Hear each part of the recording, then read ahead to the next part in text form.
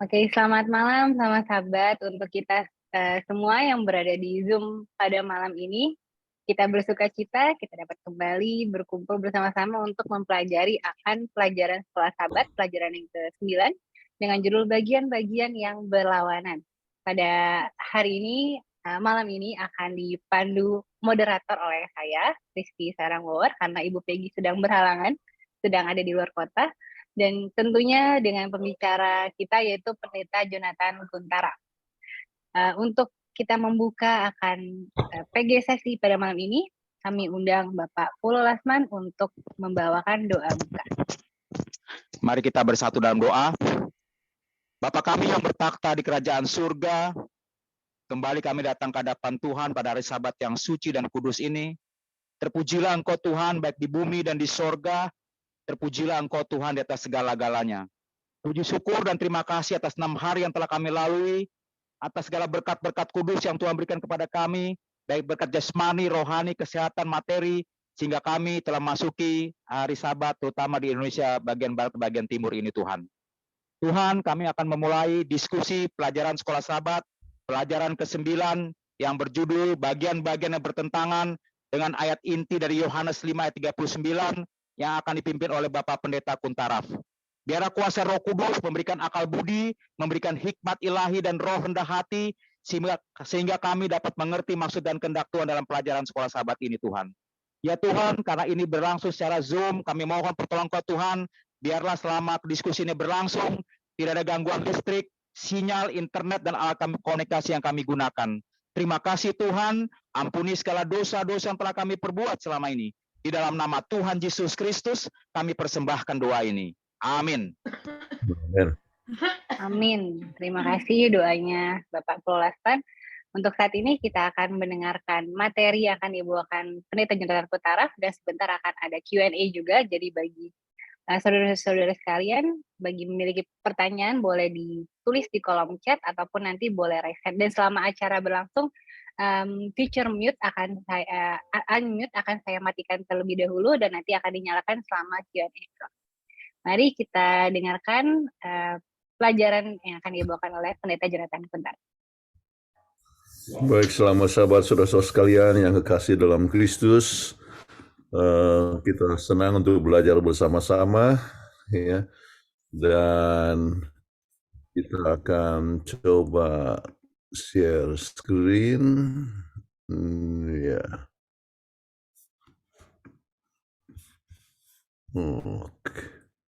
Membenarkan tentang kebakaan jiwa. Nah, mengapa pelajaran ini penting, ya? Oleh sebab banyak orang yang telah menggunakan Alkitab untuk membuktikan teori kebakaan jiwa. Keyakinan kita harus berdasarkan Alkitab yang tidak bisa bertentangan satu sama lain. Jadi beberapa contoh kesalah pengertian akan dibahas dan bagaimana kita harus tahu menjawab berdasarkan Alkitab. Itulah yang kita akan coba pelajari mengapa pelajaran ini penting. Baik, ayat hafalan. Siapa yang baca ini? Joy? Ya, oke. Yohanes 5 ayat 39. Kamu menyelidiki kitab-kitab suci sebab kamu menyangka bahwa olehnya kamu mempunyai hidup yang kekal. Tetapi walaupun kitab-kitab suci itu memberi kesaksian tentang aku. Oke, terima kasih. Apa yang kita pelajari dari ayat ini, ya, kita lihat perlunya meneliti Alkitab. Kemudian bila meneliti Alkitab, kita akan mendapatkan Yesus di dalam seluruh Alkitab. Ya. Jadi Yesus adalah inti, ya, daripada Alkitab. Apakah itu dari perjanjian, dari awal kan Yesus yang menciptakan, ya. Kemudian sampai kepada seluruh inti daripada perjanjian lama, perjanjian baru ini berbicara mengenai masalah Yesus, ya, sampai kepada di dunia baru, ya. Baik. Garis besar pelajaran kita coba bagi hanya di dalam 3 bagian. Kata-kata Yesus disalah mengerti, kata-kata Paulus disalah mengerti, salah pengertian mengenai jiwa dan roh. Oke, jadi ini dari semua pelajaran 1 minggu kita bisa ambil inti daripada 3 kelompok ini. Ya. Kemudian kata-kata Yesus disalah mengerti. Ya. Dalam hal ini kita tahu ada 2 hal, yaitu tentang perumpamaan tentang orang kaya dan Lazarus, kemudian juga tentang apa yang dikatakan oleh Yesus di kayu palang. Oke. Jadi bagaimana rinci dari perumpamaan orang kaya dan Lazarus sangat jelas dan tidak boleh diambil secara literal. Ya. Nah, kita tahu ceritanya ya. Ceritanya bagaimana orang kaya ya artinya semula ya ini Lazarus ini miskin adalah peminta-minta. Ini Lazarus yang berbeda ya daripada yang ditulis di buku yaitu ya orang dari Betani. Dia mengemis, kemudian akhirnya dia mati, kemudian juga orang kaya itu pun mati, kemudian mereka berkomunikasi. Ya, jadi sekarang ya itu mereka katakan bahwa sesudah mati orang masuk surga. Nah, kalau ini literal, maka kita harus mengakui bahwa surga dan neraka itu cukup dekat untuk menunjukkan percakapan antara penghuni kedua tempat itu. Jadi orang kaya ini masih bicara sama Abraham, kemudian Abraham bisa menjawab, ya. Jadi apakah bisa demikian? Kalau misal itu literal. Kemudian kita juga harus menganggap bahwa di akhirat, sementara tubuh terbaring di kuburan, masih ada bentuk sadar dari jiwa spiritual dengan mata, sebuah jari, sebuah lidah yang bahkan terasa haus. Jadi kalau itu adalah satu literal, ya. Kemudian kalau itu literal, bagaimana besarnya pangkuan Abraham hingga bisa menampung ya semua orang yang besar yang naik ke surga. Ya. Kemudian permohonan untuk mencelupkan tangan Lazarus ke air dan menyejukkan lidahnya. Apakah itu mungkin? Ya, bahwa dengan mencelupkan akan air kemudian ke lidah langsung dia itu jadi sejuk. Ya. Jadi dengan inti demikian maka kita tahu bahwa itu adalah sesuatu perkara yang simbolik. Jadi lebih lanjut, bila artinya literal, jika bagian ini menggambarkan keadaan manusia dalam kematian, maka surga tidak akan menjadi tempat sukacita dan kebahagiaan karena orang yang diselamatkan dapat dengan cermat mengikuti penderitaan tak berujung dari orang yang mereka yang dikasihi yang hilang dan bahkan berdialog dengan mereka, ya. Jadi, wah, surga itu bukan lagi tempat yang menyenangkan kalau begitu, ya. Bagaimana mungkin seorang ibu bisa bahagia di surga sambil melihat penderitaan anaknya yang tak henti-hentinya di neraka, ya. Dalam konteks seperti ini hampir tidak mungkin bagi janji Allah tentang tidak akan ada lagi duka cita, tangisan, dan rasa sakit, dan itu dapat digenapi. Ya. Jadi dengan demikian, maka kita lihat bahwa itu semua adalah hanya sebuah perumpamaan dan merupakan suatu lambang. Nah, apakah inti dari pelajaran yang kita bisa pelajari dari dongeng ini? Kita sebut dongeng, ya. Status dan pengakuan sosial di masa sekarang bukanlah kriteria ya untuk pahala di masa depan. Ya.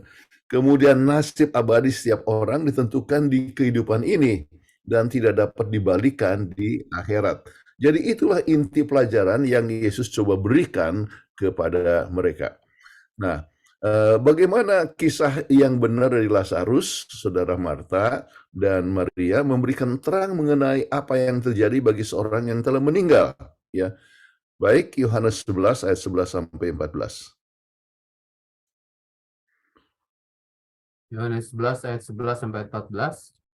Demikianlah perkataannya, dan sesudah itu ia berkata kepada mereka, Lazarus, saudara kita telah tertidur, tetapi aku pergi ke sana untuk membangunkan dia dari tidurnya. Maka kata murid-murid itu kepadanya, Tuhan, jikalau ia tertidur, ia akan sembuh.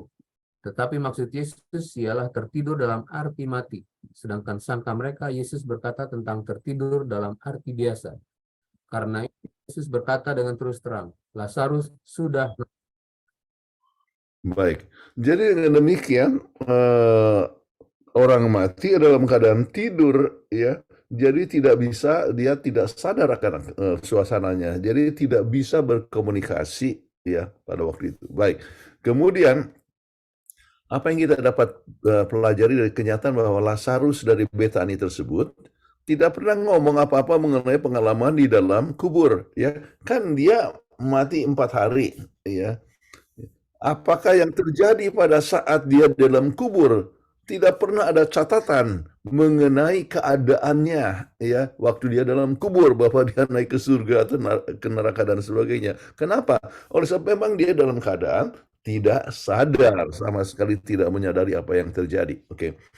Kemudian mengapa sangat penting bagi kata-kata Yesus di kayu palang dalam menempatkan kata hari ini. Jadi kita sekarang datang kepada kata yaitu kesalah pengertian yang kedua, ya. Lukas 23 ayat 43. Kata Yesus kepadanya, "Aku berkata kepadamu, sesungguhnya hari ini juga engkau akan ada bersama-sama dengan aku di dalam Firdaus." Oke, jadi sesungguhnya hari ini juga engkau akan ada bersama dengan aku di dalam Firdaus. Kemudian, apakah memang Yesus pergi ke Firdaus pada hari itu? Ya, kita lihat Yohanes 20 ayat 17. Kata Yesus kepadanya, "Janganlah engkau memegang aku, sebab aku belum pergi kepada Bapa. Tetapi pergilah kepada saudara-saudaraku dan katakanlah kepada mereka bahwa sekarang aku akan pergi kepada Bapakku dan Bapamu, kepada Allahku dan Allahmu." Jadi sesudah 3 hari, ya, sesudah kebangkitan, ya, maka Yesus masih berkata, aku belum pergi ketemu dengan Bapa. Artinya dia belum ke Firdaus. Oke. Nah, dengan demikian kita bisa lihat kembali kepada poin janji yang berharga. Apakah yang Yesus berikan kepada murid-murid yang juga diberikan kepada pencuri yang sedang sekarat itu? Nah, itulah Yohanes 14 ayat 1 sampai 3. Silakan. Janganlah gelisah hatimu, percayalah kepada Allah, percayalah juga kepadaku. Di rumah Bapakku banyak tempat tinggal. Jika tidak demikian, tentu aku mengatakannya kepadamu. Sebab aku pergi ke situ untuk menyediakan tempat bagimu. Dan apabila aku telah pergi ke situ dan telah menyediakan tempat bagimu, aku akan datang kembali dan membawa kamu ke tempatku, supaya di tempat di mana aku berada, kamu pun berada. Oke, jadi ini berbicara mengenai apa yang akan terjadi, ya. Yesus pergi, kemudian dia akan kembali, dan waktu kedatangan Yesus itulah dia dapat bertemu, artinya menjemput akan umat Tuhan, ya. Jadi ini berbicara kepada masa yang akan datang, yaitu kedatangan Yesus yang kedua kali. Jadi bukan berarti bahwa yang mati langsung pergi ke Firdaus, ya. Jadi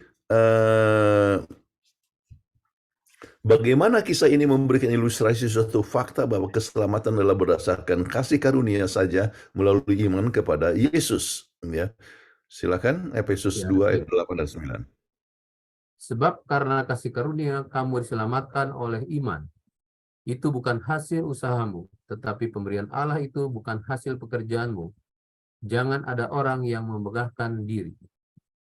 Jadi keselamatan adalah hanya dengan iman saja. Nah, kembali kepada ayat yang diberikan tadi, ya, dan sesungguhnya aku berkata kepadamu, ya, sebetulnya masalahnya adalah penempatan koma, ya. Sebab dulu dalam bahasa Greka itu belum ada tanda baca. Jadi sesungguhnya kalimat tersebut harusnya, sesungguhnya aku berkata kepadamu pada hari ini, koma, engkau akan bersama dengan aku di Firdaus. Oke. Dan keselamatan adalah melalui kasih karunia, ya. Jadi walaupun dia baru bertobat, ya, di kayu palang, maka Tuhan bisa memberikan kepadanya akan keselamatan, ya. Tetapi kapan masuk Firdaus? Nanti. Waktu kedatangan Yesus yang kedua kali, ya. Jadi bukan pada hari itu. Oke. Baik. Apakah yang dimaksud kita masuk kepada kata yang disalah mengerti yang kedua adalah yang dari Paulus, oke. Apa yang dimaksudkan oleh Paulus saat dia berkata, pergi untuk bersama-sama dengan Yesus, Filipi 1 ayat 21 sampai 24. Karena bagiku hidup adalah Kristus dan mati adalah keuntungan. Tetapi jika aku harus hidup di dunia ini, itu berarti bagiku bekerja memberi buah. Jadi mana yang harus kupilih? Aku tidak tahu. Aku didesak dari dua pihak. Aku ingin pergi dan diam bersama-sama dengan Kristus, Itu memang jauh lebih baik, tetapi lebih perlu untuk tinggal di dunia ini karena kamu. Baik, kita lihat di situ. Aku ingin pergi dan diam bersama-sama dengan Kristus. Ya. Jadi ini telah digunakan juga oleh sebagian orang bahwa kalau orang mati langsung ia pergi bersama-sama dengan Kristus. Oke. Nah, bagaimana menjelaskan hal ini? Kita lihat bagaimana tulisan Paulus yang diinspirasikan yang diperoleh dari Tuhan memberikan pengertian mengenai kerinduannya untuk bersama dengan Kristus. Kapan itu terjadi? Ya, 1 Tesalonika 13 ayat sampai 15. Ya. Selanjutnya kami tidak mau, saudara-saudara, bahwa kamu tidak mengetahui tentang mereka yang meninggal, supaya kamu jangan berduka cita seperti orang-orang lain yang tidak mempunyai pengharapan. Karena jikalau kita percaya bahwa Yesus telah mati dan telah bangkit, maka kita percaya juga bahwa mereka yang telah meninggal dalam Yesus akan dikumpulkan Allah bersama-sama dengan Dia. Ini kami katakan kepadamu dengan firman Tuhan. Kita yang hidup, yang masih tinggal sampai kedatangan Tuhan, sekali-kali tidak akan mendahului mereka yang telah meninggal. Kemudian kita tahu beberapa ayat kemudian sesudah itu mereka yang masih hidup akan diubahkan, akan apa? Naik ke surga. Jadi kerinduan daripada Paulus itu adalah untuk ya melihat kedatangan Yesus ya untuk bersama-sama naik ke surga ya bersama-sama dengan Yesus. Jadi adalah berbicara tentang apa yang akan terjadi di masa yang akan datang. Ya, kemudian dalam pengertian Paulus, kapan dia akan bersama dengan Kristus dalam menerima mahkota kebenaran? 2 Timotius 4 ayat 7 dan 8. Aku telah mengakhiri pertandingan yang baik. Aku telah mencapai garis akhir dan aku telah memelihara iman. Sekarang telah tersedia bagiku mahkota kebenaran yang akan dikaruniakan kepadaku oleh Tuhan, Hakim yang adil, pada harinya. Tetapi bukan hanya kepadaku, melainkan juga kepada semua orang yang merindukan kedatangannya. Ya, jadi kapan dia akan menerima mahkota kebenaran? Ya.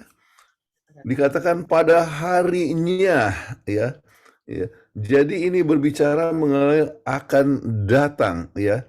Tuhan ya akan memberikan kepadanya dan juga kepada orang yang telah setia kepada Tuhan ya yang memelihara iman dan mereka adalah ya kita semua umat Tuhan akan menerimanya. Kapan ya? Ini berbicara pada masa yang akan datang ya, yaitu pada saat kedatangan Yesus yang kedua kali. Baik. Kenapa disebutkan seakan Bapak ingin segera mati bersama dengan Yesus? Tetapi mengapa Paulus memilih mati daripada hidup? Karena dengan demikian dia akhirnya bisa beristirahat dari semua masalahnya tanpa perlu lagi menderita sakit di tubuhnya. Dan dia akan melakukan dengan kepastian penuh bahwa dia akan menerima mahkota kebenaran pada kedatangan Tuhan. Ya. Meskipun Paulus jelas tidak ingin mati, namun ia tahu apa yang terjadi setelah ia mati. Baik, nah sekarang bagaimana Anda memberikan jawab bagi seorang yang berkata kepada Anda, tidak masalah saya mati, dan segera akan masuk surga. Jadi bagaimana Anda akan menjelaskan itu?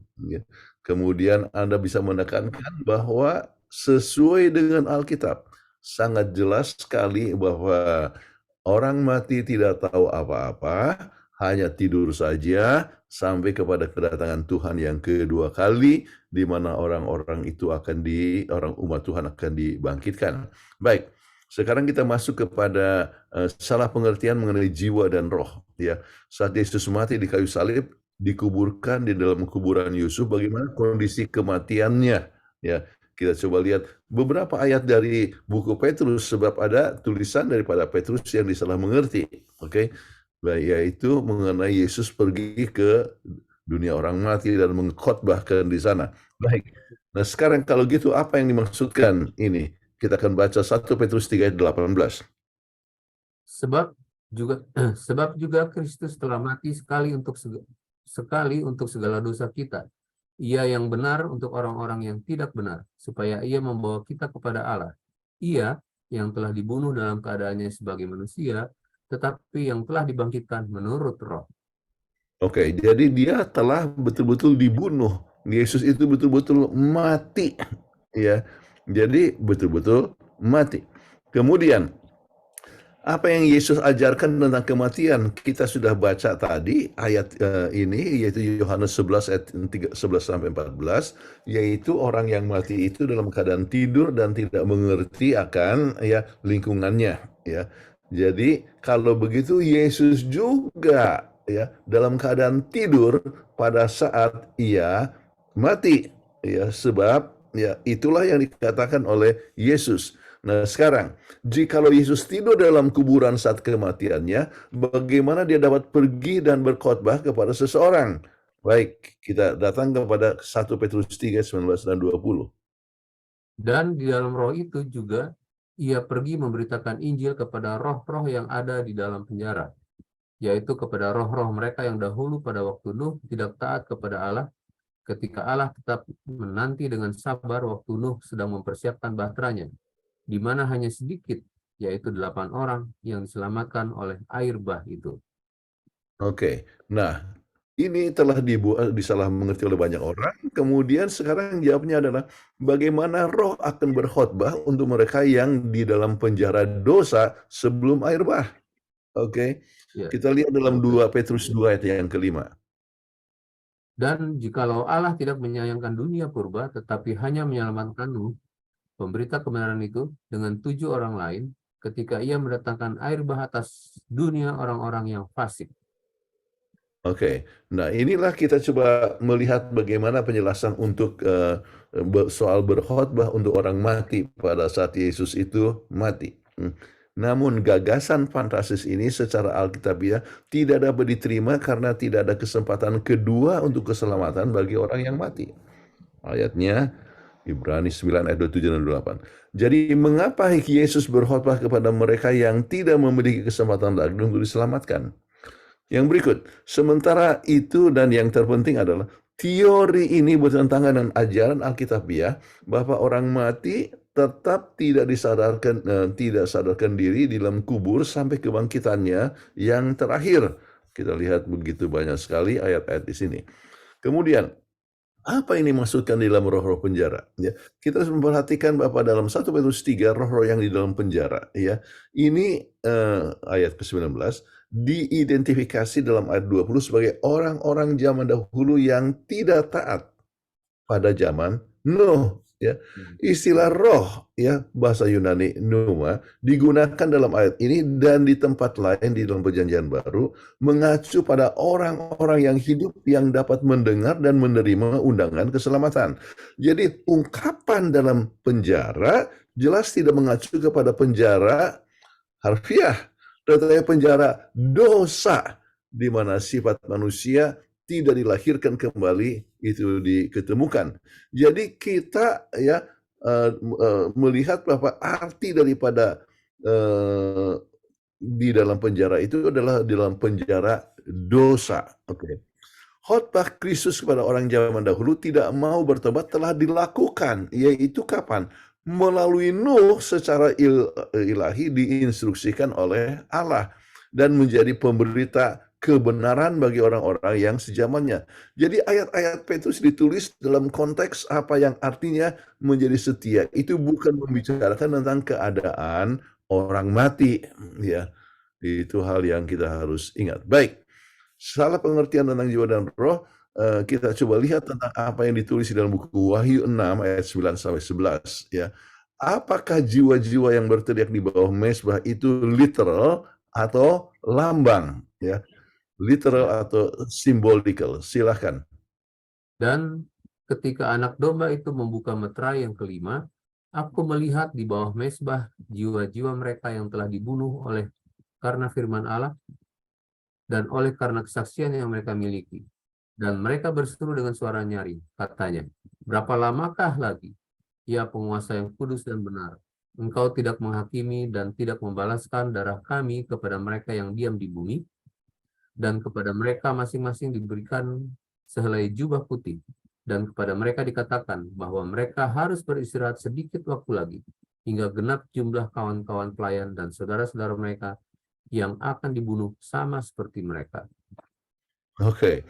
Jadi ini berbicara oleh sebab menyebutkan tentang jiwa-jiwa mereka yang telah dibunuh, ya.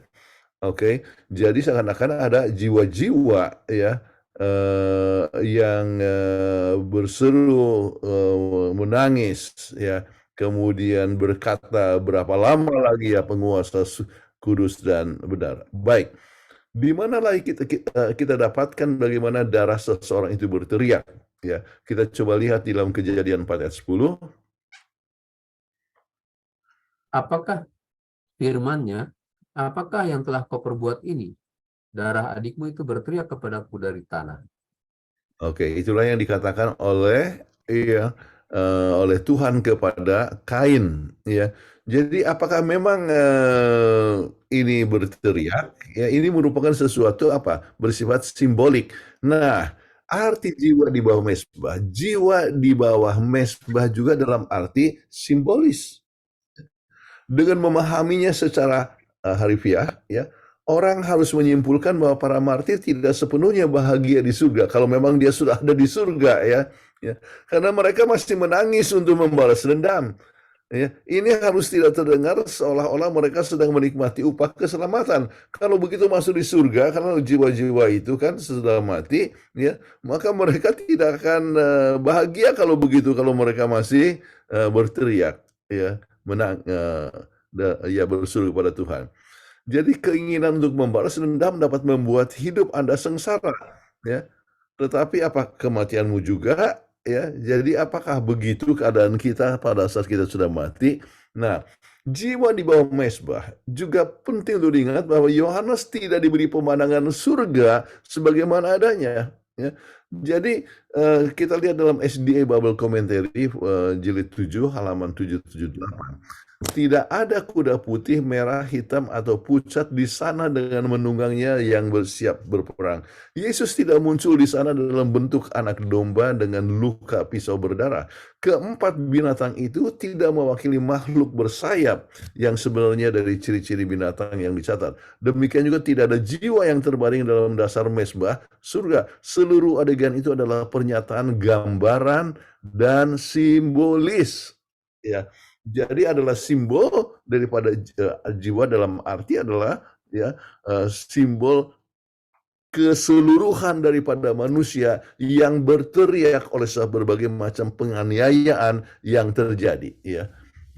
Dan ini adalah dalam masa ya di mana banyaknya aniaya ya kepada orang-orang Kristen.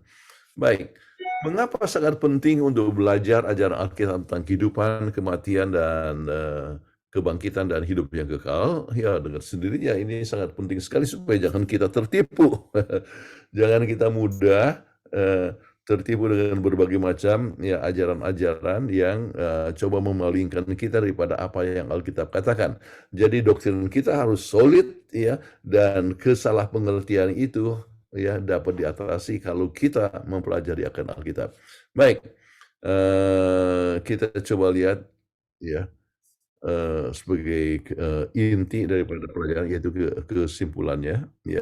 Setan dari sejak awal telah memulai ajaran kebanggaan jiwa, mulai dari Eden dengan kata-kata engkau tidak akan mati. Ajaran kebanggaan jiwa terus beredar di seluruh dunia untuk berbagai golongan ya, termasuk kekristenan. Sebagian menggunakan ayat Alkitab untuk membenarkan ajaran mereka.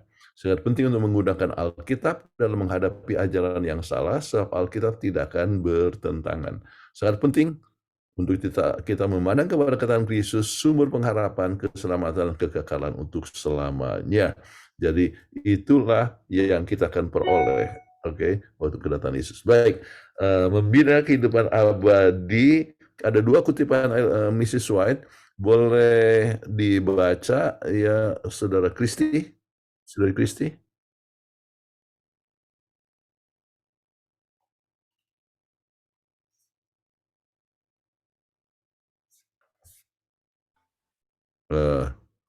Kristi ada? Atau sedang di Zoom yang lain? Ya. Oke, silakan. Membina kehidupan abadi, halaman 195. Dalam perumpamaan tentang orang kaya dan Lazarus, Kristus menunjukkan bahwa dalam kehidupan ini manusia menentukan nasibnya yang kekal. Selama masa percobaan, karunia Allah dipersembahkan kepada setiap jiwa. Tetapi bila manusia menyia-nyiakan kesempatannya dalam menyenangkan dirinya sendiri, mereka memutuskan dirinya dari kehidupan yang kekal. Tidak ada apa-apa yang diberikan sesudah masa percobaan. Oleh pilihan mereka sendiri, mereka telah menciptakan suatu jurang yang tak dapat dilalui di antara mereka dan Allahnya.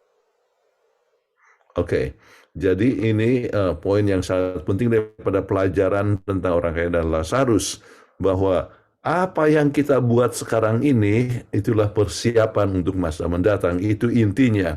Tapi bukan berarti bahwa begitu mati langsung orang itu naik surga atau masuk neraka. Baik, kemudian kutipan berikut. Silakan, Kristi.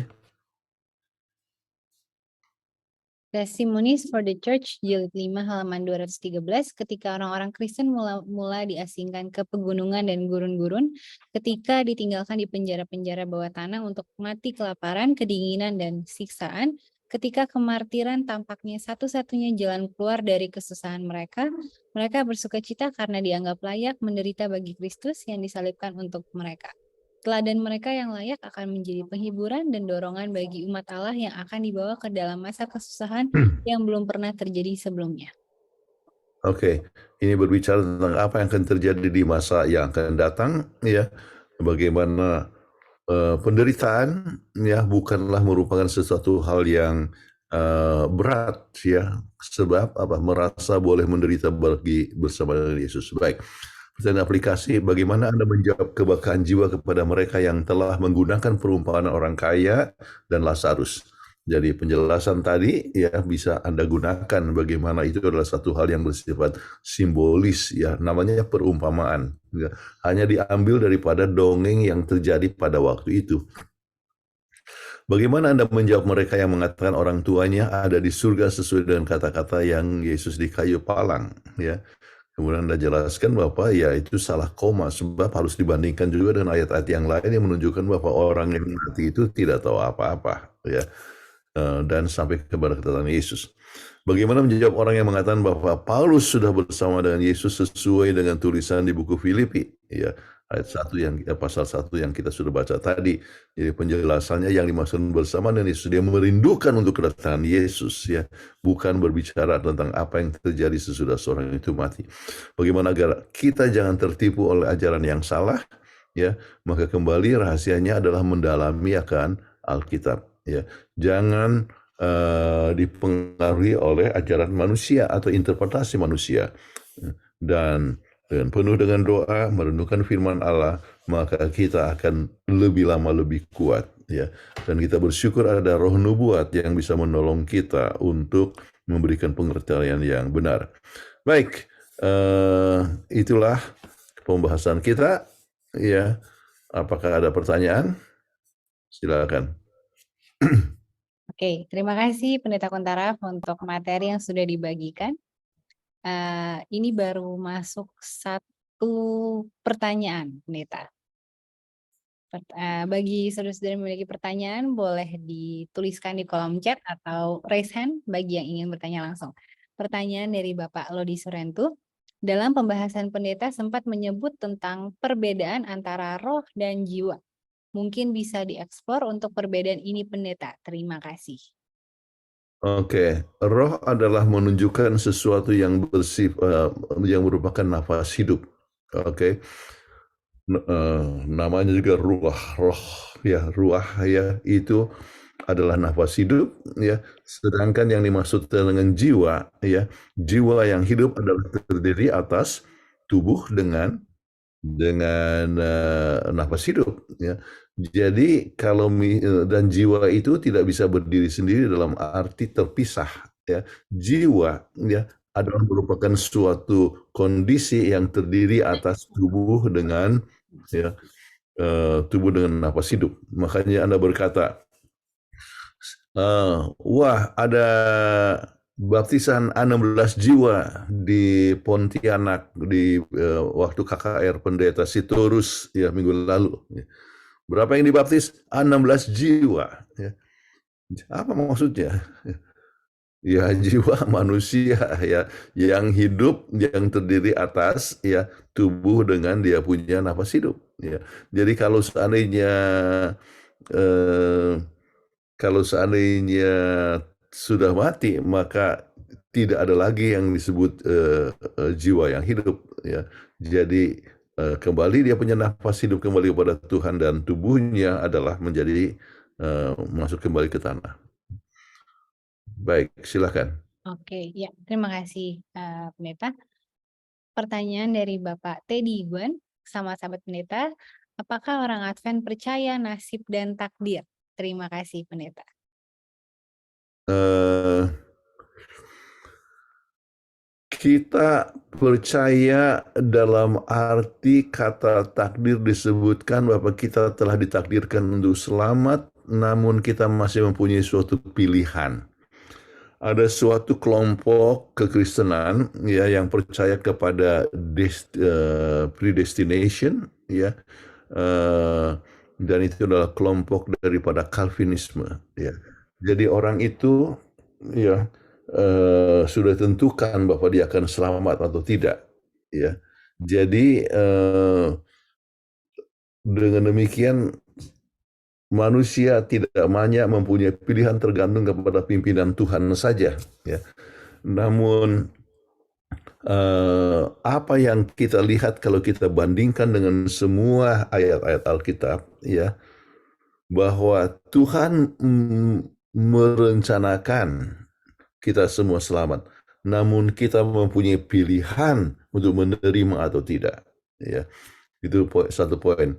Yang berikut adalah kita harus mengerti bahwa Tuhan mengetahui apa yang terjadi ya. Bukan predestination, tetapi apa yang disebut foreknowledge ya. Tuhan tahu siapa yang akan selamat, Tuhan tahu siapa yang akan menolak, tetapi Tuhan bukan menentukan, tetapi Tuhan yang memberi kesempatan kepada manusia untuk memilih. Ya.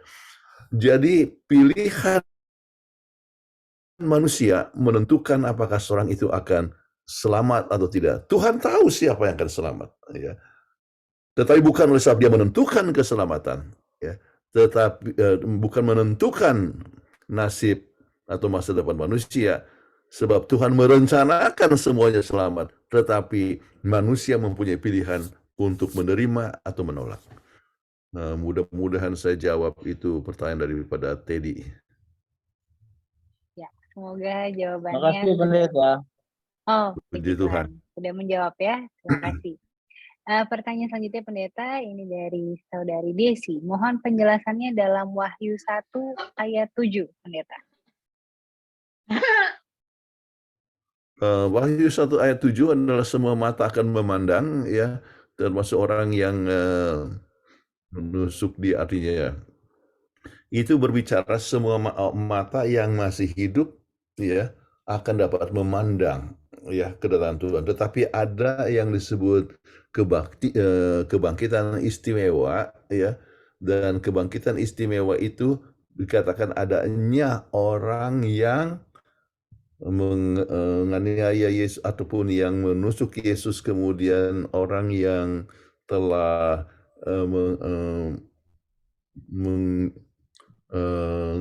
kita sebutkan apa ya, menyakiti Yesus pada saat Yesus itu disalibkan ya, mereka akan dibangkitkan dalam satu kebangkitan istimewa, dapat melihat, namun mereka akan mati kembali.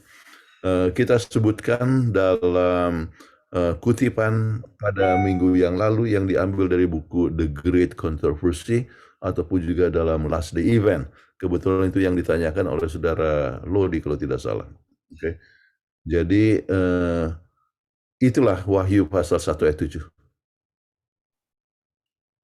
Oke, ya. Terima kasih Pendeta. Penjelasannya mengenai Wahyu 1 ayat 7 ya Pendeta ya.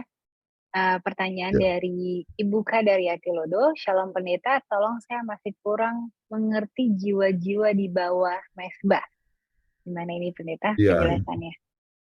Jiwa-jiwa ini menunjukkan akan keluhan-keluhan daripada mereka yang ini merupakan kembali adalah satu hal yang bersifat simbolik ya.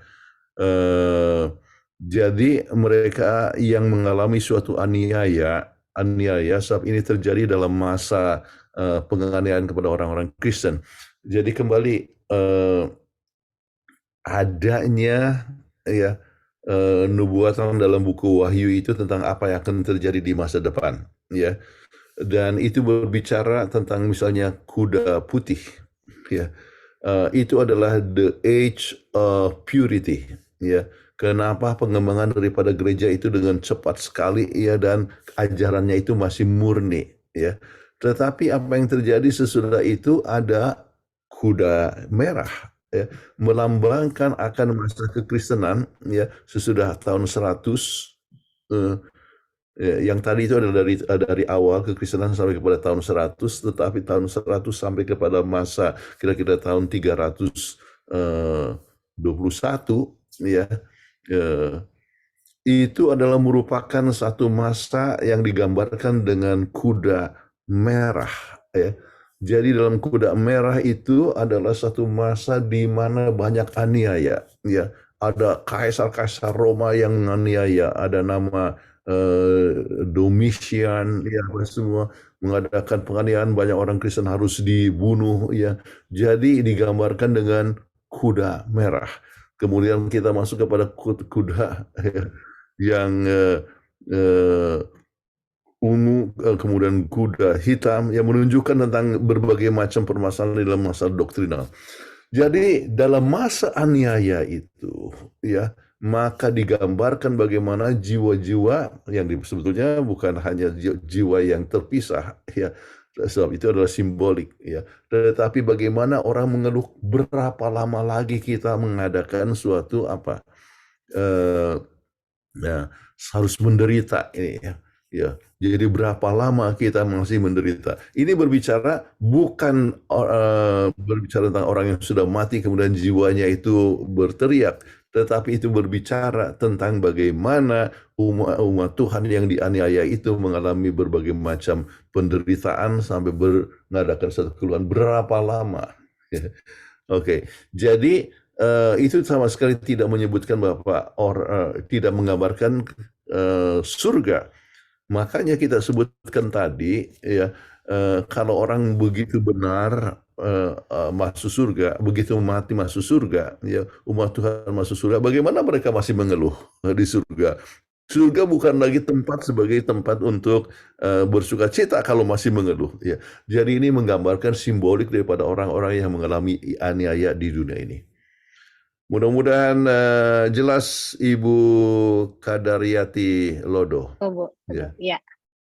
Oke, terima Terima kasih kasih Pendeta. Pak Pendeta, sangat jelas. Ya. Puji Tuhan. Terima kasih Bu Kadariyati. Ya. Pendeta, ini dari Saudara Karo. Dalam Sekolah Sahabat Petang dikatakan ia tidak pernah kasar, tidak pernah mengeluarkan perkataan yang pedas, tidak pernah menyusahkan jiwa yang halus itu. Ia tidak pernah mengkritik kelemahan manusia. Apa maksudnya sementara sebelum Yesus disalibkan, ia berkata kepada Petrus, "Enyahlah iblis, bukankah itu kasar?" Iya, berbicara kepada iblis, ya. Dan kalau berbicara kepada iblis, ya, Yesus berkata dengan terus terang, "Enyahlah, pergilah." Artinya kenapa? Supaya jangan sampai mengganggu manusia, ya. Jangan coba mempengaruhi akan manusia, ya. Jadi itu adalah kata-kata kepada iblis. Kalau enyahlah, ya, sukar untuk mengatakan kepada setan, baik-baiklah kamu pergi ya, ya, baik-baik pergi ya. Nggak bisa, ya pergi, ya. Jadi untuk kasih sayangnya kepada manusia, kasih sayangnya kepada Petrus, dia menganjurkan supaya jangan mempengaruhi akan Petrus, ya. Jadi kata-kata dan Anda pun boleh berkata kepada setan, "Pergilah daripadaku, hai setan." Ya. Jadi kalau kepada manusia maka lebih bagus Anda pergi aja. Ini berbicara kata-kata kepada setan. Oke. Ya, oke. Terima kasih Pendeta. Sudah cukup jelas sepertinya ya. Ini dari Bapak Gunawan Cahyadi. Pendeta, ada 2 pertanyaan. Pertama, adakah disebut kitab kehidupan di kitab Wahyu? Apa artinya naga tua di kitab Wahyu itu? Dan ini ada lagi, apakah kitab kehidupan sama dengan gulungan kertas di kitab Wahyu? Silakan Pendeta. Ini total berarti ada 3 pertanyaan, Pendeta. Oke, jadi kitab kehidupan dengan sendirinya semua buku akan dibuka, ya. Semua buku akan dibuka dan mereka yang tertulis dalam namanya dalam buku kehidupan juga yang mendapatkan keselamatan, ya. Itu kita dapatkan sesuatu dengan berulang-ulang, ya. Kitab itu dibacakan, ya. Misalnya di dalam buku Wahyu pasal 20 bagaimana pengadilan yang terjadi dan sebagainya, ya. Jadi kita dapatkan ya mereka yang akan mendapatkan keselamatan adalah yang tertulis namanya dalam kitab kehidupan.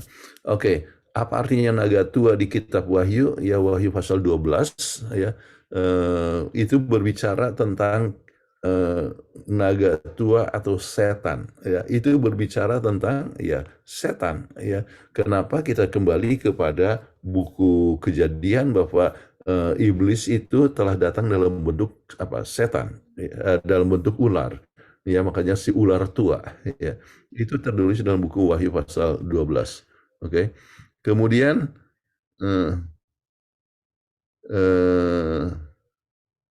apalagi yang tadi apakah kitab kehidupan sama dengan gulungan kertas di kitab Wahyu? Iya, ada macam-macam gulungan kertas, ya. Jadi memang kita harus gambarkan bahwa dulu itu, ya, catatan itu ditulis di dalam apa yang disebut papirus, ya. Ada 2 macam, ya, dari kertas papirus atau dari kulit binatang. Kalau kulit binatang disebut parchment, ya. Tetapi kalau yang gulungan kertas disebut papirus. Kalau Anda pergi ke Mesir, Anda bisa lihat bagaimana itu orang membuat papirus. Bahkan saya ada ini kebetulan belum lama dari Mesir, ya. Maka saya ada papirus, ya. Ini. Oke, kan digulung toh, ya. Kemudian inilah gambar, ini dibuat dari papirus, ya. Jadi dulu dalam bentuk gulungan papirus dan dengan sendirinya yang dimaksudkan adalah adanya semua catatan yang di surga, ya. Jadi apakah sekarang dalam bentuk catatan itu dalam bentuk komputer? Sebab semua kan bisa masuk di dalam komputer, semua catatan kehidupan, ya. Yang jelas intinya adalah catatan kehidupan, ya. Dulu digunakan kata gulungan, ya, papirus atau parchment, ya, tetapi ya, inti yang lebih penting daripada gulungan itu sendiri adalah adanya catatan daripada kehidupan kita di surga. Oke, ya, terima kasih Pendeta. Ini pertanyaan selanjutnya mungkin sudah dijawab juga ya Pendeta ya. Nah, apa saja yang dicatat di kitab kehidupan itu perbuatan baik dan tindakan kasih saja atau dosa-dosa kita juga? Oh ya, semua catatan kehidupan ada.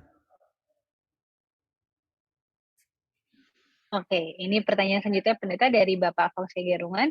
Sama sahabat Pendeta, apakah kisah orang kaya dan Lazarus memang hanya perumpamaan atau kisah nyata? Apa ada referensi dari buku Roh Nubuat? Kita sudah bacakan tadi, ya, tulisan daripada Roh Nubuat, ya, dan itu merupakan sesuatu perumpamaan, tetapi merupakan suatu hal yang nyata dalam arti ada orang kaya dan adanya orang miskin, ya. Jadi orang kaya dan orang miskin itu adalah sesuatu perkara yang sangat umum dan orang kaya sama sekali tidak memperhatikan orang miskin. Itu adalah kisah benar. Namun ya peristiwa yang terjadi sesudah itu, ya, itu adalah merupakan suatu dongeng yang berlaku yang Yesus gunakan sebagai suatu ilustrasi untuk memberikan suatu pelajaran bahwa apa yang kita buat sekarang ini adalah sesuatu perkara yang menentukan akan masa yang akan datang. Tetapi bukan berarti bahwa sesudah mati langsung dia masuk surga atau masuk neraka. Oke, ya terima kasih Pendeta jawabannya. Ini ada beberapa yang raise hand. Mungkin kita panggil pertama Bapak John Watupongo. Silakan Bapak John untuk pertanyaannya. Ya, mohon izin Bu Kristi ya, adik Iya, Kristi apa? iya, nggak apa-apa Pak. Iya. Bertanya kepada Pendeta Kuntaraf. Selamat sahabat. Selamat Jadi, sahabat, saya pernah Bapak. baca satu buku yang namanya Belajar Bersama dikarang oleh Mark Finlay. Ya, Mark Finlay itu. Iya, Studying Together. Ya, di sini disebutkan bahwa mengenai kematian, ya, di 2 Korintus 5 ayat 6 dan 8 ini saya nggak ngerti maksudnya apa ini. Maka oleh karena itu hati kami senantiasa tabah, meskipun kami sangat sadar bahwa selama kami mendiami tubuh ini, kami masih jauh dari Tuhan. Dan ayat 8, tetapi hati kami tabah dan lebih suka kami beralih dari tubuh ini untuk menetap pada Tuhan.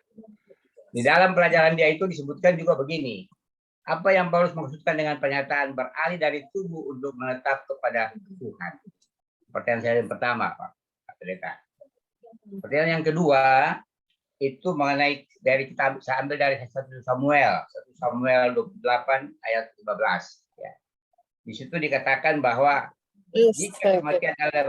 jika kematian itu adalah tidur, sebagaimana mungkin penenung yang di-endorse membawa Samuel kembali dari kematian dan berbicara dengan Raja Saul. Jadi kalau sudah dikatakan mati, dia tidur kan?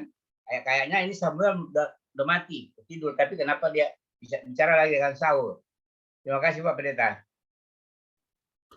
Oke, mengenai pengalaman daripada penderitaan di dunia ini untuk menunjukkan bahwa bagaimana Paulus memang mengalami banyak sekali derita, tetapi dia merindukan kepada satu saat di mana dia bisa bebas daripada penderitaan. Tetapi bukan berarti bahwa masa itu adalah suatu masa yang segera terjadi kalau dia mati, melainkan adalah satu masa di mana Yesus akan datang. Sebab dia sendiri yang mengatakan bahwa peristiwa itu adalah pada saat sangkakala berbunyi, di mana Yesus akan datang dan penuh kemuliaan. Jadi kita lihat dalam Tesalonika 5 ayat 4, 13 sampai 18 menunjukkan kepada masa yang akan datang.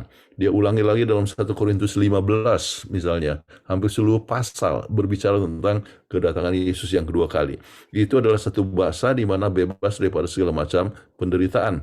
Bukan waktu saat dia mati, tetapi untuk masa yang akan datang.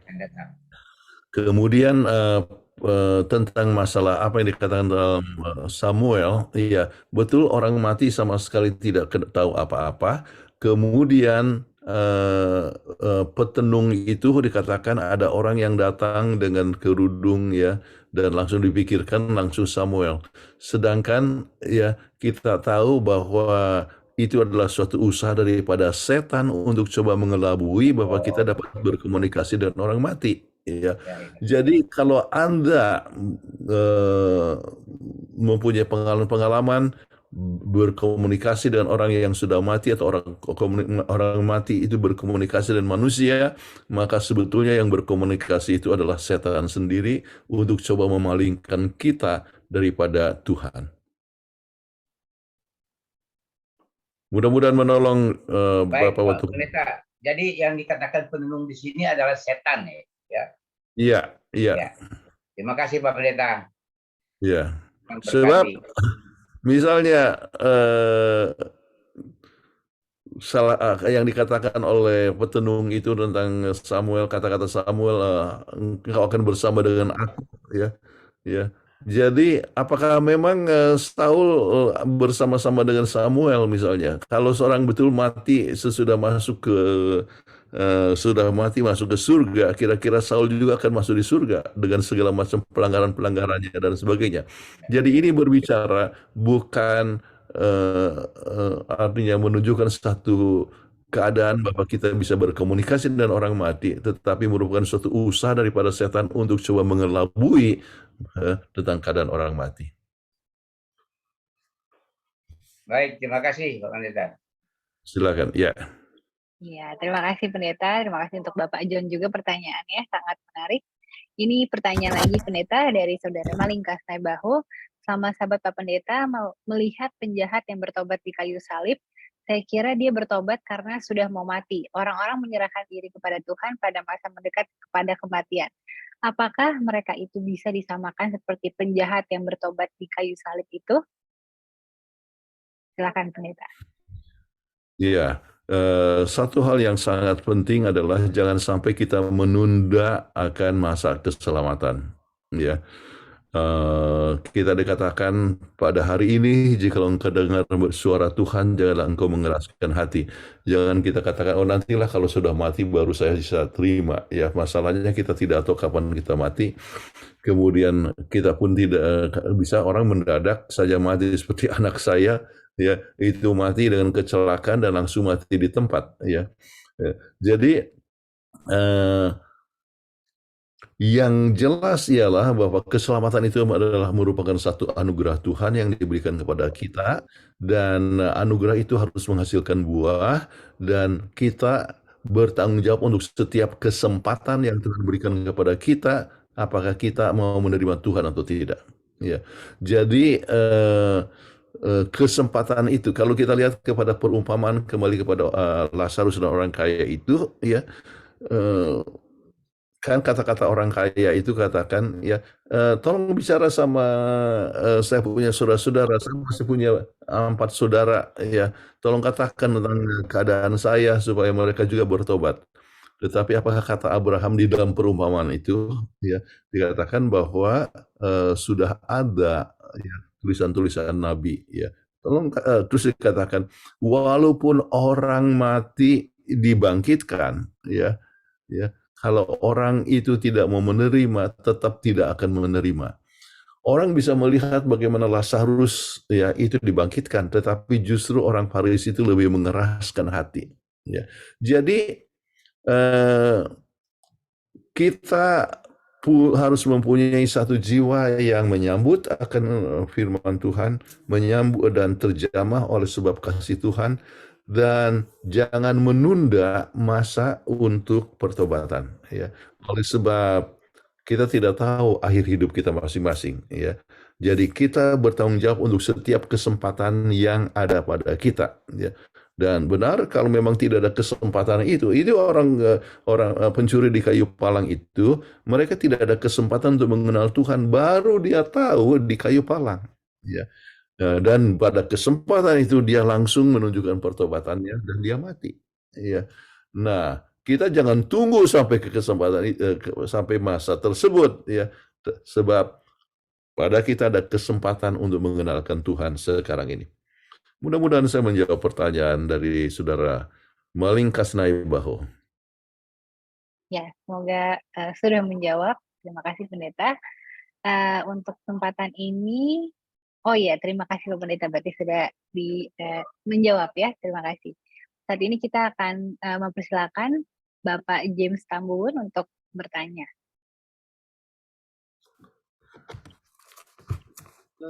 Selamat sahabat, terima kasih. Selamat malam Pendeta. Ya, selamat pagi dari North Carolina. Selamat pagi. Ya. Oke. Pendeta, saya mau bertanya ini, ada berapa pertanyaan ini tentang pertanyaan yang ada di pelajaran. Satu-satu saja. Iya, Pendeta. Ini tentang orang kaya dan Lazarus, yang pertanyaan paling bawah seperti ini. Di dalam kisah orang kaya dan Lazarus, ayat terakhir dibilang begini, di dalam Lukas 16 ayat 31. Tetapi dia berkata kepadanya, jika mereka tidak mendengarkan kesaksian Musa dan para nabi, mereka tidak juga akan mau diyakinkan sekalipun oleh seorang yang bangkit dari antara orang mati.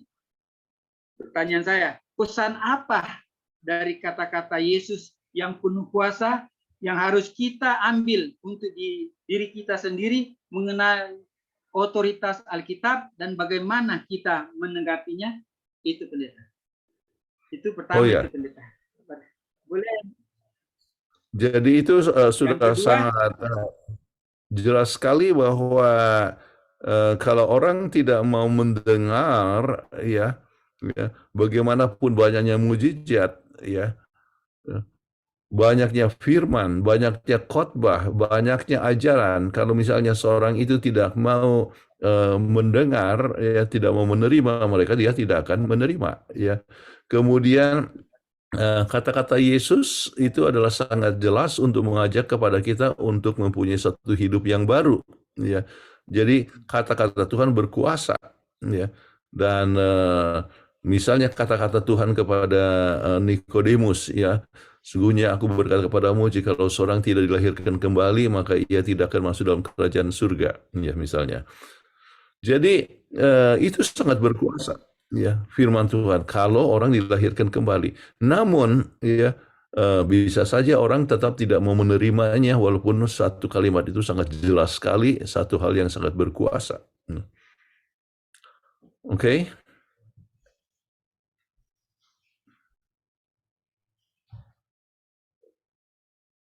Ya, apakah sudah menjawab, Bapak James?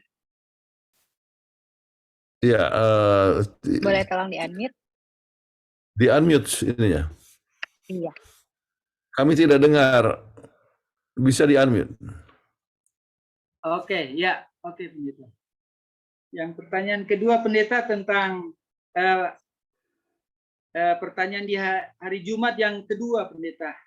Renungkan perbedaan antara agama yang martir, Kristen yang tidak dapat ditawar-tawar dengan agama yang fleksibel dari generasi pasca modern kita. Dengan kata lain, apakah hal-hal yang membuat layak untuk mati? Namun, jika seorang memiliki pandangan bahwa semua kebenaran hanyalah relatif atau budaya, lalu mengapa mati untuk salah satu hal itu pada saat yang sama? Apa yang dapat kita pelajari dari mereka yang rela mati untuk tujuan yang kita yakini salah? Nah, itu. Ya, apa perbedaannya? Kita tahu bahwa firman Allah adalah satu firman yang berkuasa dan kita mengenal akan kehendak Tuhan, dan banyak sekali orang dalam mempertahankan akan kebenaran itu mereka sampai harus mengalami kematian. Ya. Jadi mungkin sebagian tidak sampai mati tapi mengalami aniaya, ya. Saya ingat seorang yang dipukul oleh ibunya pada saat baru saja dia dibaptis, ya, dan dipukul di depan saya, ya. Jadi itu adalah satu aniaya, dan banyak orang yang siap untuk menghadapi suatu tantangan hidup oleh sebab mengalami suatu kebenaran. Jadi itu adalah sesuatu hal yang menunjukkan akan besarnya iman sehingga ia mempunyai kesiapan untuk mengalami suatu resiko. Ya. Nah, di dalam kemudian disebutkan tentang agama daripada pasca modern, ya, ini adalah sering tidak melihat akan kesediaannya untuk berkorban untuk mempertahankan suatu agama, ya. Jadi kadang-kadang mereka pikir iya kebenaran itu adalah relatif, ya. Artinya ini adalah terpengaruh oleh satu filsafat yang dimulai oleh seorang yang bernama Fletcher, ya, Joseph Fletcher. Dia adalah bapa dari apa yang disebut situation ethic, ya. Jadi etika itu tergantung kepada situasi. Jadi kalau misalnya untuk kebaikan membunuh nggak apa-apa, ya. Kalau untuk keadaan tertentu mencuri nggak apa-apa, ya. Situation ethic, ya. Jadi tergantung kepada situasi. Nah, ini adalah hal yang sangat penting sebab hukum Allah adalah hukum Allah. Jadi tidak pernah ada suatu tindakan yang dibenarkan ya untuk artinya melanggar untuk membenarkan diri ya. Jadi ada banyak yang mempunyai pandangan yang demikian, tergantung kepada situasi dan tidak siap untuk menanggung suatu risiko dan itu adalah sebab Anda tanyakan apa bedanya, ya perbedaannya sangat besar sekali ya. Jadi kalau mau menurut hanya untuk eee, dalam keadaan suasana yang menyenangkan ya. Alkitab mengadakan supaya kita siap untuk menyangkal diri ya. Dan menyangkal diri kadang-kadang termasuk adalah suatu risiko di dalam mengikuti akan kebenaran. Namun bukanlah satu hal yang berat selama kita mempunyai persekutuan dengan Yesus Kristus. Jadi makanya kutipan yang dibacakan tempo hari bagaimana orang-orang akan siap untuk mengalami suatu derita ya oleh sebab merasa bahwa satu kesempatan yang istimewa untuk menderita bersama dengan Yesus Kristus. Oke. Pendeta yang terakhir ini di pertanyaan yang penuntun guru halaman 102, Pendeta. Mati sebagai martir bukanlah suatu yang kita inginkan. Namun Yesus berkata, barang siapa mempertahankan nyawanya, ia akan kehilangan nyawanya. Dan barang siapa kehilangan nyawanya karena aku, ia akan memperolehnya. Matius 10:39. Kita bisa begitu khawatir kehilangan nyawa kita sehingga kita lupa misi kita untuk memberitahu orang lain tentang Yesus. Bagaimanakah kita dapat mempertahankan misi itu terlebih dahulu, dan terutama saya kutip di sini tentang Elia, Pendeta. Dia takut mati setelah Tuhan tolong dia. Ini Elia figur di Alkitab yang sudah di surga.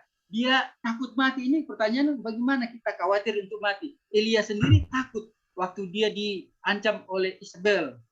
Nah, saya dengan Elia jauh banget saya kira. Bagaimana saya bisa mempertahankan ini? Pertanyaan ini, Pendeta. Apakah saya harus mati seperti Paulus atau bagaimana?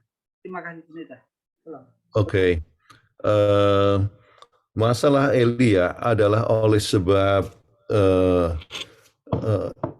dia berada dalam keadaan posisi tentang dirinya sendiri ya. Jadi pada saat ia meninggikan akan Tuhan, memuliakan nama Tuhan, maka ada satu mujizat yang sangat besar ya. Ia bergantung sepenuhnya kepada Tuhan. Kemudian sesudah bergantung banyak kepada Tuhan, maka dia mulai bergantung kepada diri, dan pada saat ia bergantung kepada diri dan adanya suatu ancaman yang datang kepadanya, maka dia lari pontang-panting. Poin yang sangat penting adalah digambarkan di dalam buku Yohanes pasal 15. Jikalau engkau tinggal di dalam aku, maka engkau akan berbuah banyak. Jadi berhubungan dengan Tuhan, punya waktu dengan Tuhan yang membedakan seorang itu akan lari atau seorang itu akan bertahan. Kalau seorang berada dalam Tuhan, dia akan selalu siap untuk mengabarkan walaupun mempunyai risiko yang besar sekalipun. Ya, tidak takut untuk menyampaikan, ya, bersaksi. Kenapa? Sebab itu adalah hasil dari hubungan dengan Tuhan. Selama berhubungan dengan Tuhan, maka akan, sebab Tuhan itu terang. Selama berhubungan dengan terang, kita akan merefleksikan terang. Ya.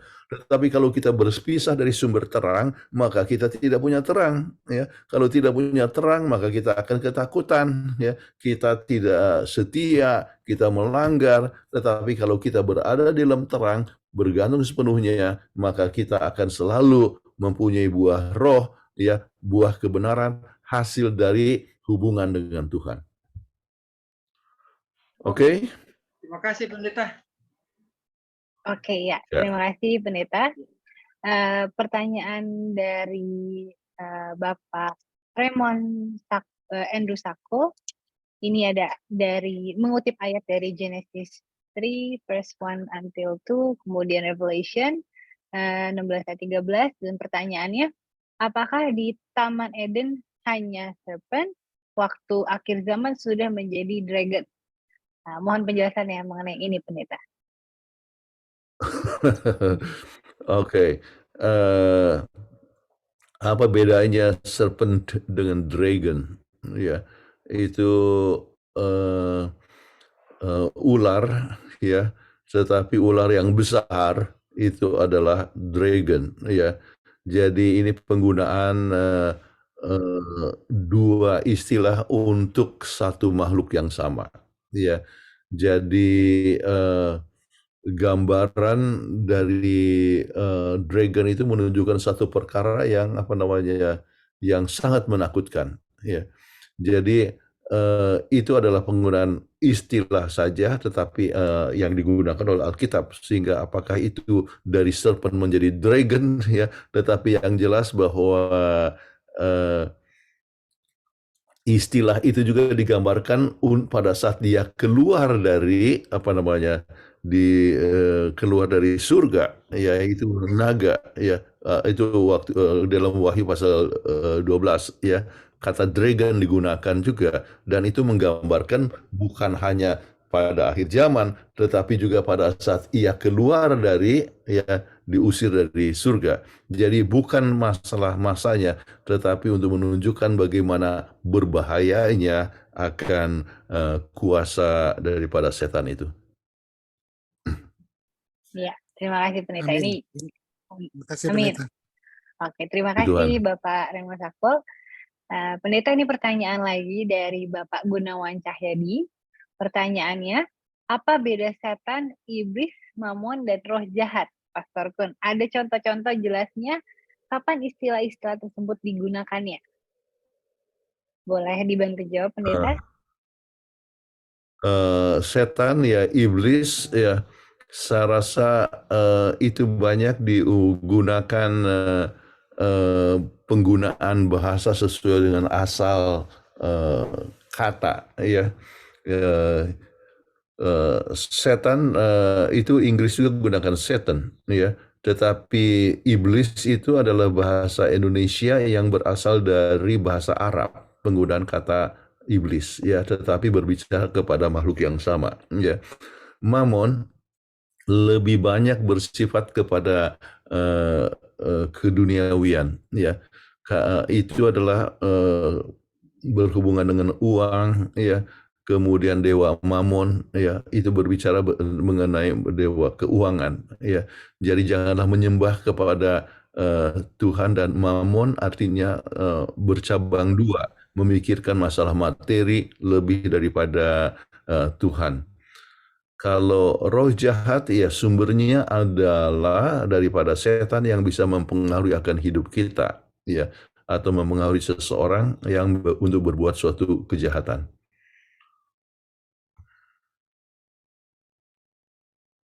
Ya, oke. Terima kasih Pendeta penjelasannya. Ini Bapak John Mutupungo kembali resen. Silakan Bapak John untuk pertanyaannya. Wah, mohon maaf saya lupa nih Pak Pandira.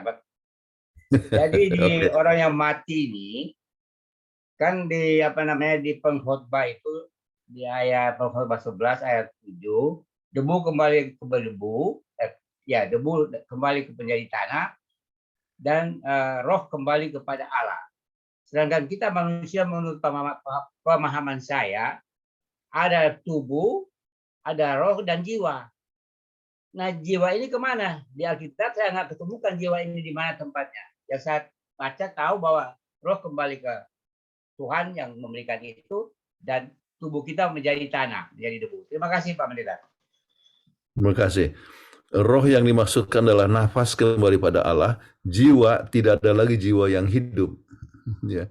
Sebab jiwa adalah merupakan suatu kombinasi daripada tubuh dengan roh, dengan ruah, atau dalam hal ini adalah nafas hidup, ya. Jadi kalau seorang tidak ada nafas hidup, tidak ada lagi jiwa yang hidup. Bisa jelas Bapak Watupongo? Ya. Jadi roh itu sama dengan jiwa. Bagaimana manusia? Bukan, berbeda roh dengan jiwa adalah hasil daripada tubuh dengan roh atau dengan nafas hidup, ya. Kalau seandainya tidak ada salah satu, tidak ada lagi jiwa. Tidak ada lagi jiwa yang hidup. Ya. Ya. Kembali kata jiwa ya adalah menunjukkan ya satu kesatuan ya antara tubuh dengan nafas hidup. Makanya jelas. sekarang ya peserta ya daripada Zoom ini ya 135 jiwa ya, atau yang dibaptiskan ya 500 jiwa. Itu berbicara apa? Tentang manusia yang hidup. Itulah jiwa. Mudah-mudahan mengerti. Iya, mudah-mudahan Baik, dapat terima mengerti. kasih. Oke, terima Ya. kasih Bapak John untuk pertanyaannya. Ini ada Bapak Lodi Surentu ingin bertanya langsung. Boleh resen mungkin Pak Lodi supaya nanti akan kami panggilkan kalau sudah resen. Saya tidak ada Oh, iya. raise hand di laptop saya Oh, oke, sejak iya. awal. Makanya Silakan. saya cuma tulis-tulis dari atas tadi. Boleh Oke, saya bicara? silakan, Oke. Bapak. Pak Lodi. Terima kasih, selamat sahabat pendeta. Kebetulan Oke, ada selamat yang direct message juga ke saya bahwa tolong dibacakan yang kutipan yang pendeta sudah kasih. Jadi saya mau bacakan, bukan bacakan, saya cuma mau kasih informasi sedikit di mana kemudian ada yang saya mau bacakan untuk mendapatkan konfirmasi. Yang pertama yang pendeta Kuntaraf kasih, Ibu Desi yang direct message ke saya, sumbernya adalah The Great Controversy, halaman 636-637. Di dalam buku peristiwa-peristiwa akhir zaman yang saya perlihatkan ini, mudah-mudahan bisa dilihat, itu halaman 213, kembalinya Kristus dengan topik 7 malapetaka dan kebangkitan istimewa. Di situ bisa dibacakan. Oke, mudah-mudahan jelas. Ini yang saya mau sampaikan. Pendeta memang bahwa kubur-kubur akan terbuka itu ada kebangkitan istimewa. Tapi saya ketika membaca juga dalam buku yang sama, hampir-hampir saya mau diragukan. Ataukah kita yang masih kurang memahami apa yang Mrs. White katakan? Seperti ini. Ini di halaman 217. 217. Izin saya membaca. Oke. Di dalam MS apa ini? 137 halaman 137 18 surat mungkin ini. Baik, saya baca. Awan itu mulai tergulung bagaikan gulungan kertas dan kelihatanlah tanda yang terang dan jelas dari anak manusia. Anak-anak Allah mengenal arti awan itu. Suara musik terdengar dan sementara itu makin bertambah dekat, kubur-kubur pun terbuka dan orang mati dibangkitkan. Oke, lanjut. Janganlah kamu heran akan hal itu, sebab saatnya akan tiba bahwa semua orang yang dalam kubur akan mendengar suaranya, dan mereka yang berbuat baik akan keluar dan bangkit untuk hidup kekal, tapi mereka yang berbuat jahat akan bangkit untuk dihukum.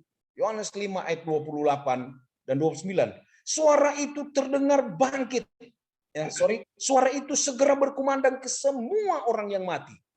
Dan setiap orang saleh yang tidur dalam Yesus akan bangkit dan meninggalkan penjaranya. Dalam kalimat-kalimat ini, semua orang yang dalam kubur mendengar. Dan di dalam Yohanes 5 ayat 28-29, ternyata semua orang akan mendengar. Dan kalimat ini membuat bangkit. Tetapi yang satu bangkit untuk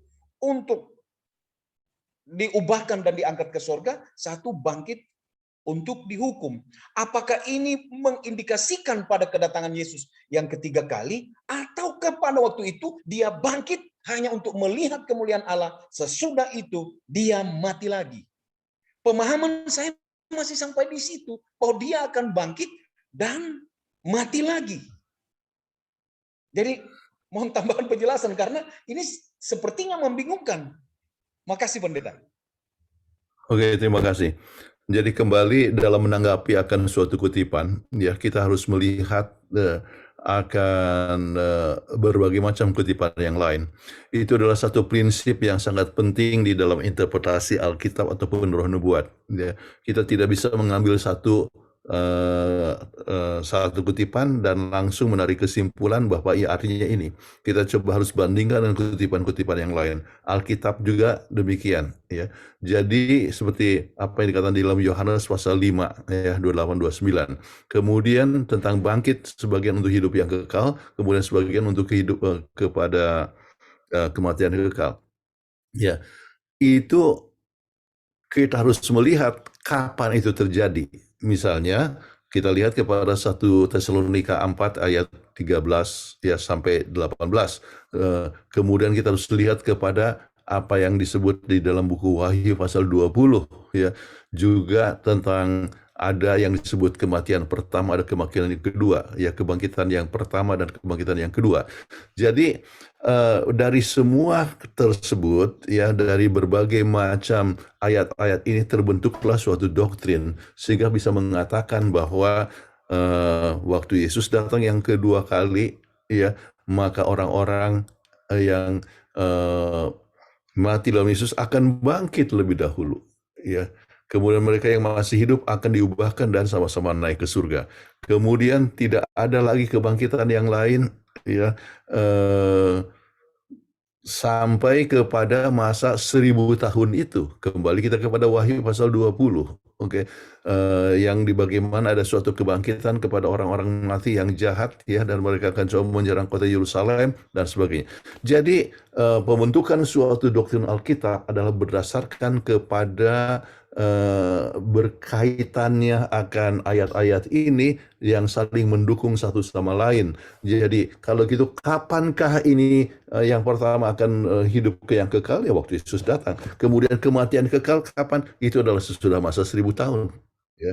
Jadi itulah bagaimana doktrin itu dibentuk, ya, dan dikumpulkan dari berbagai macam ayat-ayat ataupun tulisan Roh Nubuat. Oke, mudah-mudahan menolong. Ya, oke, terima kasih Pendeta. Untuk pertanyaan terakhir menolong. dari Terima kasih pendeta. untuk pertanyaan terakhir dari Bapak Marbun, silakan Pak.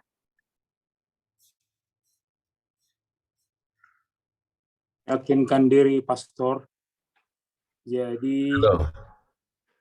saya bertanya, ketika kedatangan Yesus yang ketiga kali, maka orang-orang mati akan dibangkitkan untuk menerima hukumannya. Kan begitu ya Pak ya? Dan dia dan mereka ini akan dihukum di api neraka. Hidup.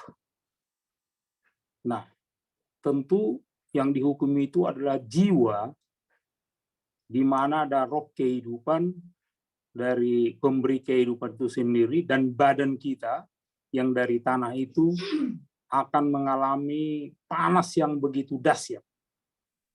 Panas yang begitu dahsyat. Pertanyaan saya, untuk membuat saya bercita-cita masuk surga.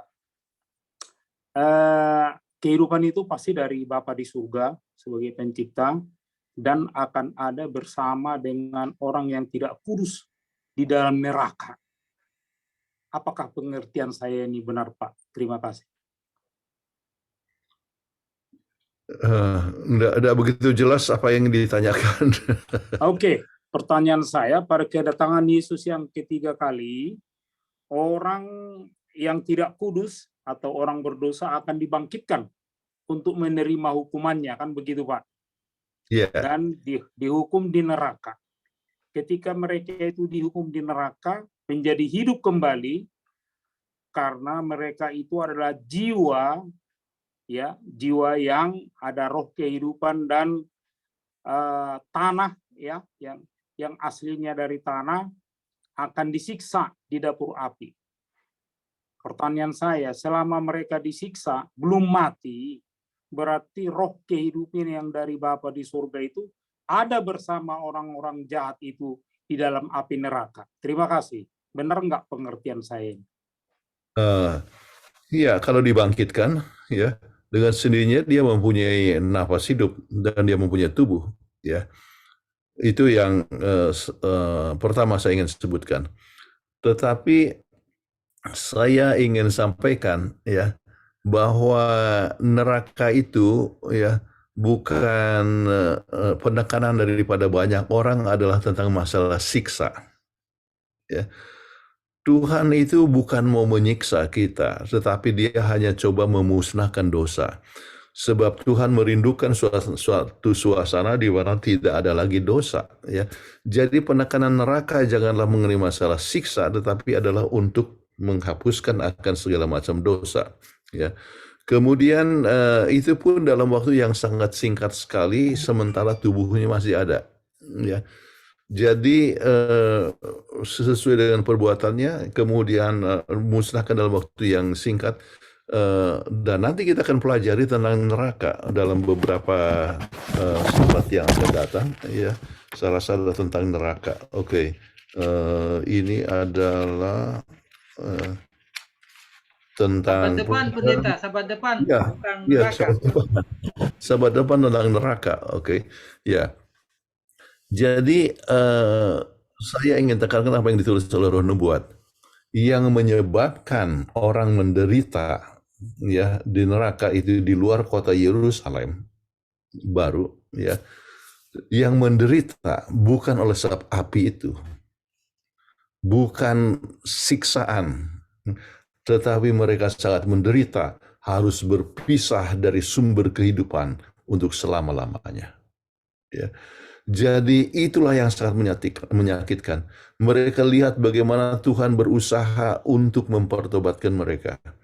Melalui orang tua, ajaran orang tua, melalui guru sekolah sahabat, atau melalui pendeta, ataupun melalui buku-buku, melalui KKR, dan sebagainya. Tuhan kasih kesempatan kepada kita, tetapi kita tetap menolak, ya. Jadi orang yang tidak kudus itu sebutkan tetap mereka lebih bergantung kepada materi daripada kepada Tuhan dan sebagainya. Tetapi di dalam panorama kehidupan yang mereka lihat, ya, di luar kota Yerusalem itu, mereka lihat, ya, cinta Tuhan yang luar biasa. Sampai akhirnya dikatakan, Tuhan itu adalah cinta adanya. Tuhan itu adil adanya. Ya. Jadi bukan siksaan itu, ya, tetapi yang ditekankan, tetapi terpisah daripada Tuhan, yaitu musnahnya dosa. Ya, itu saja. Ya, betul bahwa itu adalah tubuh yang merupakan jiwa yang ada tubuhnya dan nafas hidup, tetapi akhirnya musnah sama sekali. Seperti dianggap tidak pernah hidup. Oke, ya, terima kasih Pendeta Kuntaraf untuk penjelasan dan jawabannya. Karena waktu sudah habis, maka dan pertanyaan juga sudah habis, Pendeta, maka kita sudah di penghujung acara. Terima kasih Pendeta Kuntaraf untuk materi yang sudah dibawakan hari ini. Sampai berjumpa minggu depan. Tapi sebelumnya, untuk doa tutup, kami undang Bapak Raymond Saku untuk menutup di dalam doa.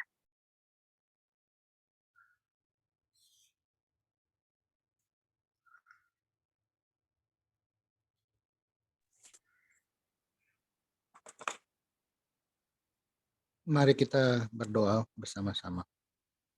Ya Bapa kami di sorga, kami bersyukur kepadamu atas hari Sabat yang indah yang Kau sudah berikan kepada kami. Kami bersyukur pada saat ini boleh belajar bersama-sama, dituntun oleh orang tua kami, Bapak Pendeta Dr. J. Kuntaraf, bersama dengan sahabat-sahabat mempelajari akan sekolah sahabat yang sudah dituliskan untuk kami. Terima kasih juga Tuhan untuk segala persekutuan yang sudah kami dapatkan pada malam hari ini. Ya Bapa di sorga, kami sangat membutuhkan pimpinan Roh Suci-Mu, agar supaya kami boleh berpikir, merasa, dan bertindak seperti yang Tuhan sendiri kehendaki dalam kehidupan kami. Kuduskanlah kami dalam kebenaran, karena firman-Mu adalah kebenaran. Kami berdoa kiranya Engkau akan memberkati Pendeta Kuntaraf bersama dengan keluarga dan keluarga besar. Kiranya kasih karunia Tuhan bertambah-tambah dan berlimpah bagi beliau, dan Engkau mengawal beliau kemana saja pergi mengabarkan Injil. untuk berita kesukaan bagi segala bangsa. Kami sudah berdoa mengucap syukur, mohon berkat dan perlindungan senantiasa, mohon pengampunan atas segala dosa kami. Kami sudah berdoa dalam nama Yesus Tuhan Juru Selamat kami. Amin. Amin. Terima kasih. Amin. Terima kasih. Terima kasih Berta Kuntara. Terima kasih untuk saudara semua. Sampai jumpa sahabat debat. Semuanya. Terima kasih. Selamat Bye, sahabat. everyone.